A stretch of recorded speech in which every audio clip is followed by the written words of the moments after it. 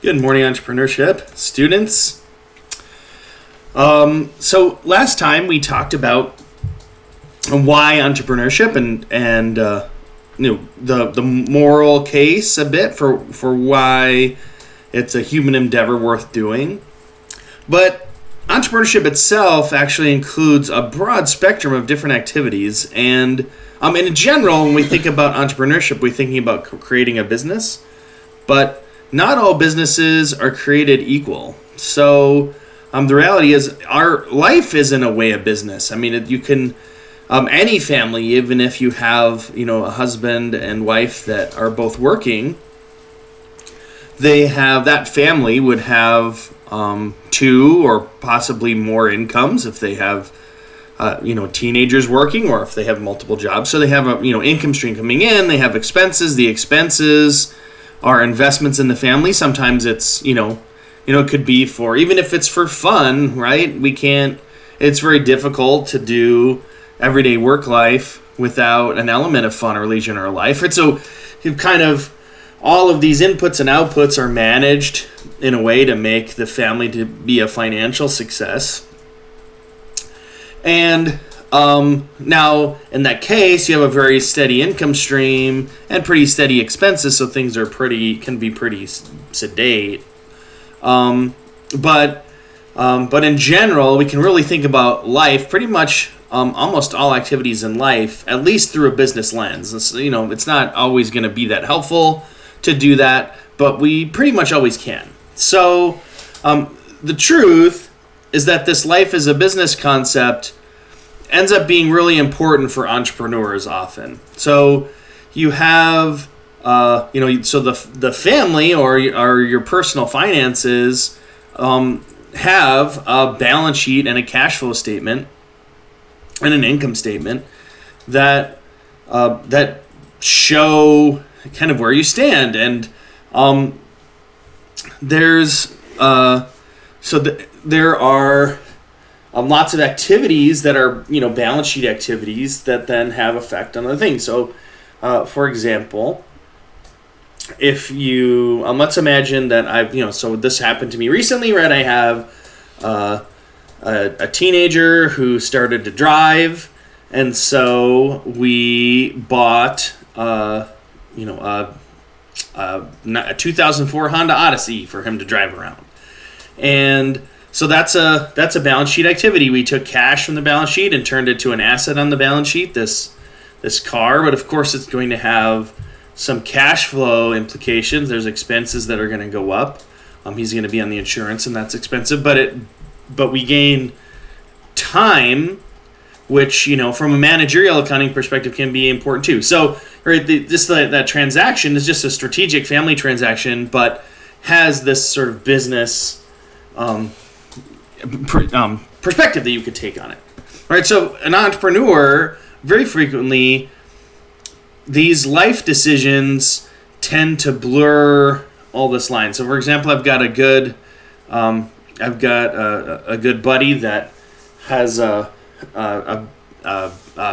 business. He does some construction, but he's kind of all over the country, and so. And so he is working on, and I think maybe actually has achieved it at this point, a private pilot's license, and owns a little single-engine plane, right?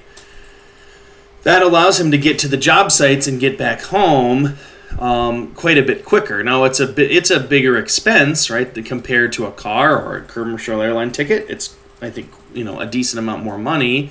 It might not be if you fly enough, right? So I haven't delved into the particulars about the financing, but you can understand from like a family business perspective how this could be valuable, right? It recovers a lot of time, it adds some flexibility, and so entrepreneurs have to make this cash, flexibility, time trade-off all the time, right? And it's the life and life and business very much mix in that, right? With you can't, it's impossible to do time accounting, really, right? Like any hour spent on entrepreneurial activity is automatically one less hour spent on family and entrepreneurial activities, whatever those are.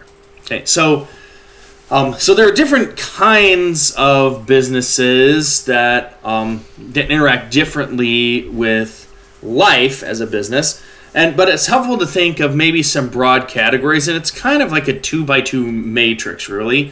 So you can think about investments that you have a heavy time investment in, or not, right? So you could be heavily time invested or not heavily time invested, and you can be heavily cash invested or not heavily cash invested. So I think about that as like a 2x2 grid, right? So what kind of thing, like think about entrepreneurship, including in the family context, where we put a lot of time in, but we're not putting really money into it.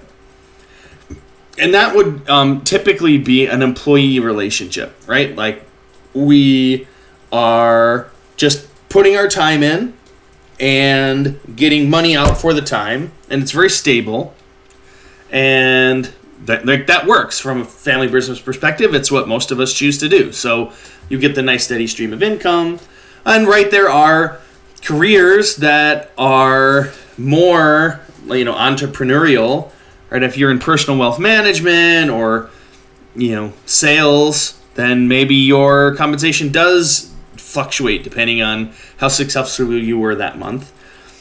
And so then you have more of the entrepreneurial risk with it. All right, but so that's right. So lots of time, no investment. I mean, other than, right, so maybe you invested in the past in education. So think about, right, what if I have zero time, lots of cash? Well, that would be a passive investment. So if you think about you're putting money in the stock market or something, then you give up money in exchange for some, financial effects, but it's passive, right? It sort of lives on its own. You're not in charge of it. And there's lots of passive investments, and then things that are sort of passive. So like if you get a triple net, let's imagine you own a commercial building with a triple net lease, and and let's imagine that U.S. Cellular is renting your building on a 5-year lease. Well, they've been around forever, probably will be around forever. It's pretty passive, but it's going to be less passive than just, indexing in the stock market, right? So that's sort of the flip side of being an employee is just investing. But then, of course, there's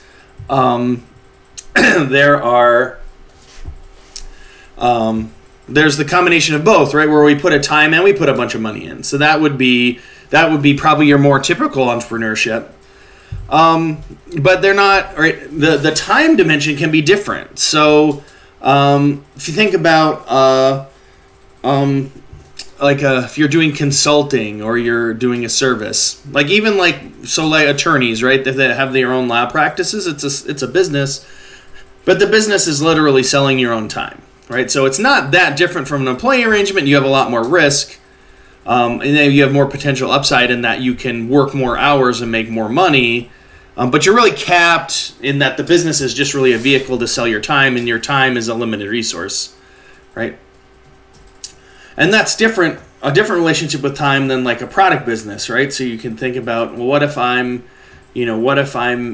making soaps that have different essential oils in them, right? I have a organic home crafted soap business. Well, you're going to spend some time making the soap, right? So there's kind of, there is a little bit of your own time, but then a lot of it, right? You might spend a lot of time building your website, or like canvassing stores in your neighboring towns to try to get shelf space.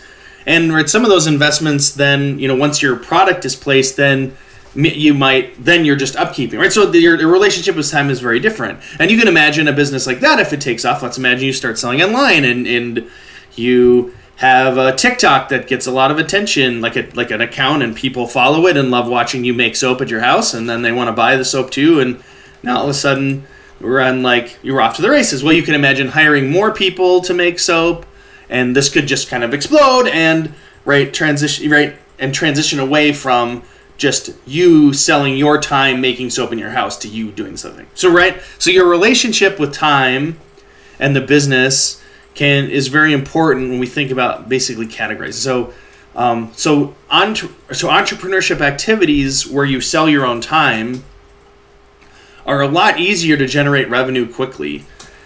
You can scale up very fast, but then you're capped, right? You kind of get to where you run out of time and you can't do it anymore. I think about being, right, if you're a handyman right now, you could be busy all day and all night probably, because everyone wants to build or remodel right now, and everyone's just scheduled out to forever, and it could be great, but that's it, right?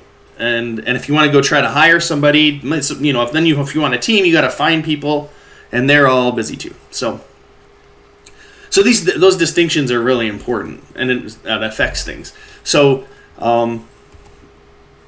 there's a couple reasons to make this that we so you talked about time. There's also scale and capital. So our own time doesn't scale well. It's like artificially limited, but in general, things that require a lot of human capital scale poorly. So, examples of this are medicine and education, right? You can't. I mean, you could. Right, if we tried to do this class with 2,000 people, it could sort of work, but somebody's got to answer all the emails, right? I mean, so there's there are attempts to do it, but it's a lot harder to scale education than it is to scale making soap, right? Like, you can't just build a machine and have it churn out more education, or like primary care, right? So businesses that require a lot of human capital tend to scale poorly. Investments, right? It's super easy to scale up an investment, right? If I want to double the amount of money I'm getting from my stock portfolio, I just invest double the money, right? So they scale perfectly, but they require a lot of capital, and the returns are not great, right? I mean, the stock market, you could expect 8% on average before inflation, and then safer things would be even less. So I'm thinking about that, right? So investments scale perfectly but require a lot of capital. Service consulting businesses require a little capital but don't scale very well. But product businesses are the ones that scale best, right? Because if the product is being purchased, then the only scale that's needed is the production of the product, and that can often be automated or it could be replicated quickly. I mean, not always, but it depends. So it's really more of a spectrum than categories, but really it's helpful to think in terms of like scale. Businesses scale a lot more effectively that are products rather than services. So let's think about this. So we're gonna do a lot of pausing in the video, but that's okay. It'll be good. So try to figure this out yourself. What category do these belong in? And this again is major categories. Is this an employee arrangement, an investment, service, or a product? Okay, so the first is lemonade stand. So what do you think? Okay, hopefully you wrote it down, right? Because right, a lemonade stand is right. This one like straddles a bit, right? But I'm gonna say more. It's probably more of a service, right? Because if we imagine it, right, we imagine us at the booth, or maybe we were 10, and we have a product, right? We're selling lemonade, but really it's sort of us selling time sitting at the stand. Now, of course, you can imagine, well, what if I had 17 stands and a whole bunch of employees? Yeah, but this is a pretty labor-intensive thing. So then it would sort of lean a little bit product, but really you have so much human capital in a lemonade stand that it just doesn't make sense. Which is why it's kind of the perfect business for kids, right? Because kids have lots of time, but their time isn't really useful for at the adult scale of economic productivity. Kids are very not productive, right? So a lemonade stand is kind of perfect for them because all I have to do is just sit there and collect a little bit of money. All right. Okay, let's think barbershop. Okay, again, hopefully you wrote it down. We're going to say barbershop is a service business, right? If you're the barber, that you have your shop, you're performing a service, and you're pretty limited. Now you can hire other barbers maybe, and of course you can imagine a chain of barbershops, but now you're doing something different. So I guess the traditional conception is pretty service. Okay. Amway, Nani Juice, Prepaid Legal. These are the multi-level marketing schemes we all know and probably don't love.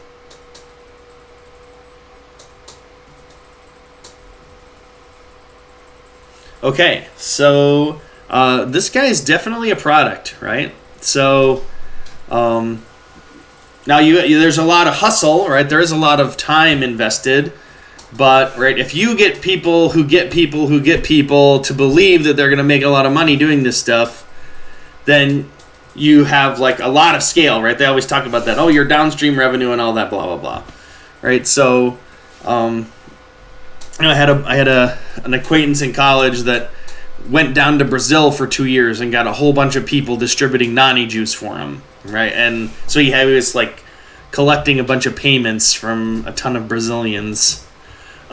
So Nani Juice, so this is very much a product. You're basically selling an opportunity to make money. It barely skirts the pyramid like regulations by actually having a product, but that isn't necessarily usually pretty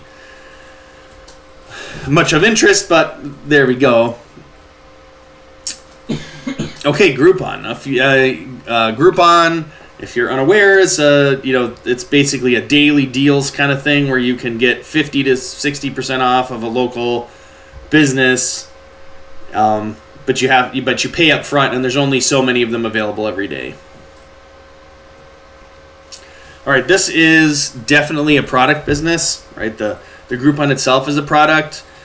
It's actually more labor intensive than you would think. I mean, it sounds like, whatever, you just put up a daily deal on a website, but each of those deals are individually negotiated with small businesses, which requires a really huge sales staff. So they, they were losing money on every deal they did because of all the high touch interactions with the local business. But that was probably just to get to scale, right?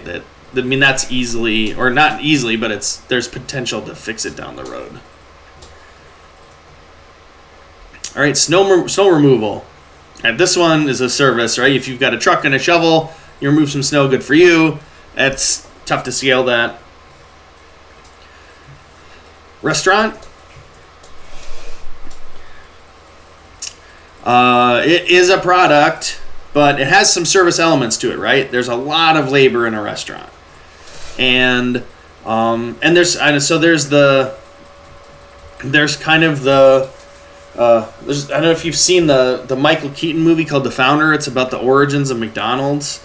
It's like not the most accurate history in the world, but it does sort of dramatically illustrate the difference between a service mindset and a product mindset, right?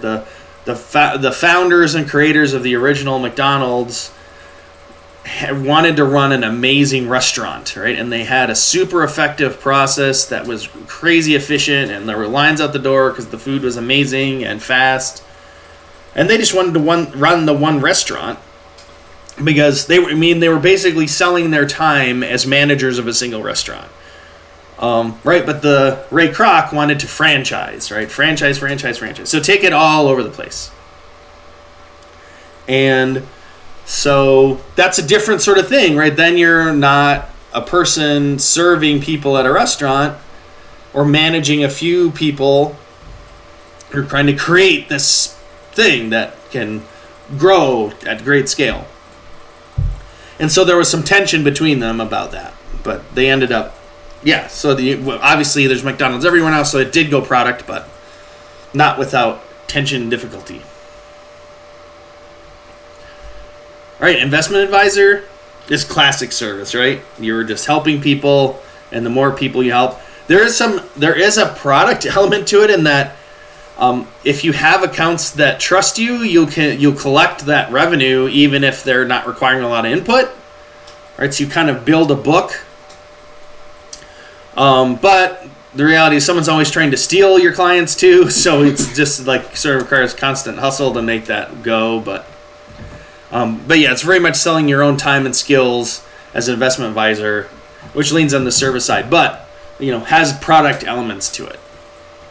Cute pictures of cats, definitely product, right? You could build it and not touch it, and it would still do its thing.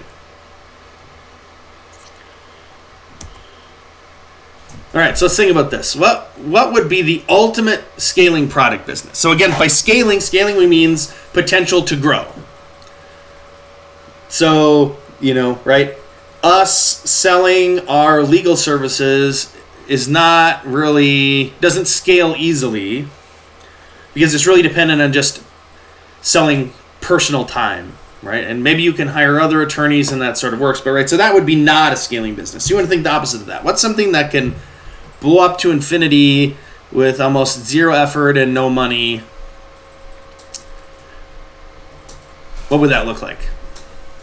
So there's some dimensions there, right? So just give it a little bit of thought, and then we'll take a look. So we want something that takes no labor to create, right? So we need to create a new product, but basically instantly and for free. And if that's the situation, there's no limit to how many can be sold at a time, right? If I can create them instantly and for free, then all you have to do is sell it, right? So does this exist? Can we create products for free infinitely? Right? And the answer is, of course, well, it is yes, right? We experience this all the time. So here's an example. So this is a case study, Bingo Card Creator. So Bingo Card Creator is a website that you can see it right now. Buy now, $29.95. You can, for $30, you can get this software that lets you create bingo cards, and you create a theme, right? So you can choose words from a list around a theme. If you in class, I would say, what do you think the most popular themes for bingo cards are? And the answer is baby showers, wedding showers, and like K-12 education, usually like around holidays and stuff like Halloween and Christmas bingo, whatnot. But anyway, so yeah, $30, you get to buy this Bingo Card Creator software. It's actually a website. It just gives you a login to a website. It's a web app. But right, it's a product, right? This is a product. It's sold like products are sold. Right, they have some featured bingo activities over there. And right, he ran Google ads to bring people, and then as more people bought it, then it got more highly ranked. So it is still the most highly ranked Bingo Card Creator on Google. So the fellow that created it is his name Patrick McKenzie, and kind of a bit of the reason he did is he wanted to create basically a really simple entrepreneurial activity that he could then, demonstrate it working from start to finish. And part of his promotional strategy for the Bingo Card Creator was to write lots of articles about his business, and he would disclose financial information every year, and it was that was kind of part of the way he would drum up interest in his business, was by having lots of interesting articles about the business itself. Oh yeah, bar mitzvahs, I forgot that. So Patrick actually lives in rural Japan. He was working as a salaryman as a developer in a Japanese corporation, but quit to focus on bingo cards full time for a while. I mean, that was a while ago, but he now mostly works as a search engine optimization consultant. Right? How do you search things effectively, or how do you get your own site to rank higher on search? So yeah, lots of interesting things there. Do you think Bingo Card Creator was capital intensive? I mean, hopefully you would know that the answer is no, right? I mean, it's time a bit, right? There was some time to create it, but it doesn't, these days making a website takes almost $0, right? So let's imagine, right? So we say, I mean, the stat, it's not real, but the stat that gets talked about is that 9 out of 10 small businesses fail. So what does failure look like for Bingo Card Creator? So failure for Bingo Card Creator is almost impossible, right? Like, you create the website, you create the software, you promote it, and, failure is I run some advertisements, spend some ad budget, and then it doesn't generate enough sales, so it's not worth it financially to run the ads, so I stop running ads. But, I mean, at that point, the bingo card thing can just be out there forever. So, I mean, it could be a fail on that. Maybe the time invested into it doesn't end up generating the returns that it should be, right? So you could have a low wage rate, maybe you have a $2 an hour wage rate or something. My really good friend did that. He created it was a social network for families. It was sort of like a Facebook, but just for family groups. It was pretty cool. He had it all built out and everything, but never really figured out a way to promote it, and it just kind of sat until it was, old technology. It's still pretty cool, but at the end of the day, I think he probably put a couple hundred hours into it and maybe made, $60, $80 or something, right? So terrible wage rate, but it had a potential. So that's very different from, if you can imagine having 1,000 bars of organic essential oil soap. You got to, failure means you're out a lot of money. All right, so here's the question. How would starting Bingo Card Creator help with starting a different business later? So pause and think about that for a second. Okay, well, obviously I don't know what your thoughts are, but one thought I have is that, having a business like Bingo Card Creator does a lot to, right, it's a stepping stone to do, you do the full entrepreneurial process in something small, and then there's so many of those initial steps would be easier the second time around.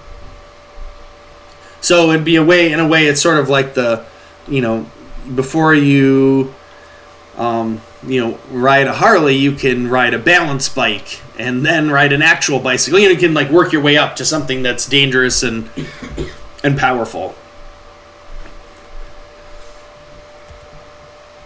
So, right, so starting a business is very risky. We can count on failure, so what should we do? So what are some strategies? We could try not to fail as often. We could try to fail slower or fail cheaper. So some of these are actually wrong, right? So fail less often is great. We always want to do that. But we would rather fail faster, right? If we can fail faster, then we can move on to the next thing, right? So the time itself is a cost. So we want to get something figured out, figure out if it's going to work or not, and move on or move up, right? So if we can make failure cheaper, we can fail more often and fail our way into finding something that actually works. So an example of a business that sort of fits this pattern is Like a Little. So this is a website that lets college students anonymously flirt with each other. So there's an example from Berkeley. They really were silly messages like this. So, and it's right, and it just kind of blew up, went viral, had tons of people using it. And so you have this spike in traffic of, 30,000 unique visitors. It's huge, right? So where did this come from? You've got this little website. Who made it? So there was a team of 3 people, right? So 3 people made this website. We're used to this story now, but so what happened was these 3, they were living in Palo Alto, which is, sort of, Silicon Valley, right? But they so they had tried 10 different things. So they tried 10 ideas that all failed. So this is their 11th thing. So again, the 9 out of 10 stat was wrong for them. It was 10 out of 10, right? But number 11, they created Like a Little. So in the middle of that, their co-founders lost their visas, so they had to go and live in India. So they basically moved in with their parents, with the 2 co-founders' parents, or in their family. So they were running a website from India, living with relatives. So right, the power would go out of the time, and our users were in America, so they had to be up in the middle of the night. But there was no expenses. It was, the family would make them food, and they were staying. So they had zero. They just didn't spend any money on anything, right? It was literally zero. And so they said, so this is like entrepreneur lingo here. They had an infinite runway. Runway is, where that's like the period where you have, let's imagine that your business burns $10,000 a month. If you have $50,000 in the bank, then you've got a 5-month runway. Or you've got to get launched before you lose, before all that money's gone, right? But since they were spending $0, they had an infinite runway. They could do that as long as they needed to. So they just spent a year living on rice and beans and got it to go. So did they experience a 90% failure rate? Yes. But because they were failing fast and failing free, they could survive to their 11th business, which then, took off. So this is like kind of a keynote here. Is make failure cheap. That's really important. So it like a little exploded end of 2010, and you can see though that it didn't sustain its momentum.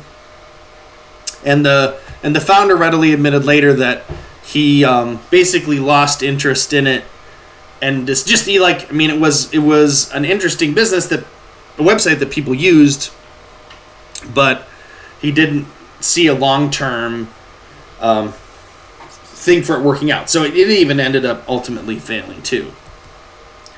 So what's next? So those three guys then moved on to Circle, which was a social network, a different kind that didn't take off. The newspaper of the future, that one didn't work. So maybe they overdid it, right? So maybe this was too much of the just fail fast, and maybe they should have stuck with like a little instead of trying to strike out again and again and again. But right, that's just the way it goes. So anyway, all right. So that's I think enough for this one. So thanks. Next time we will talk about 6 principles for making new things.